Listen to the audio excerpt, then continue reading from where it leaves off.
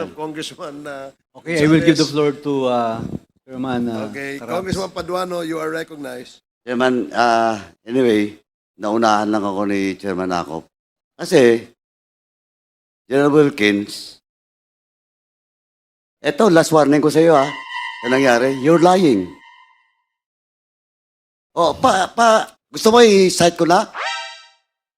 Paano-ano pa yung mukha mo eh? You're not respecting this committee. And I warn you, this will be the last. Kanina nang tinatanong kita, akala mo hindi kita babalikan? Now you admit that it's all about your command responsibility. Well, in fact, magtuturuan na, aserto, dinideny mo.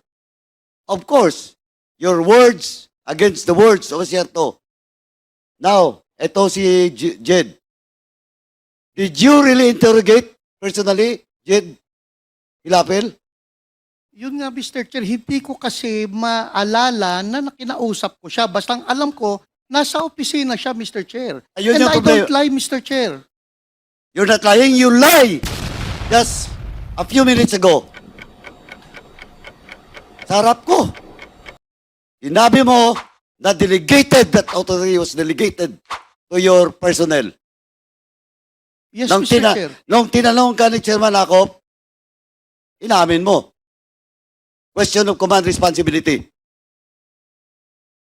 Are you not lying? No, Mr. Chair. Also, Mr. Chairman, with that, I move to cite in contempt General Wilkins. Pasensyahan po tayo dito. In violation of Section C, Section 11, letter C, of our rules. So move, Mr. Chairman. Pinagbigyan na nga kita. Yun pa ang sagot mo?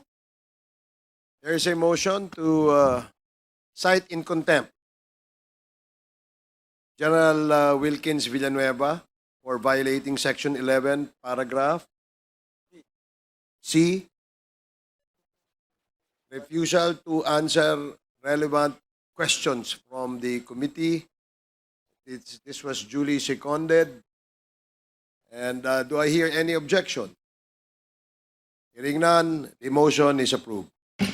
Mr. Chairman, can I move for 1 minute? Suspension. 1 minute suspension.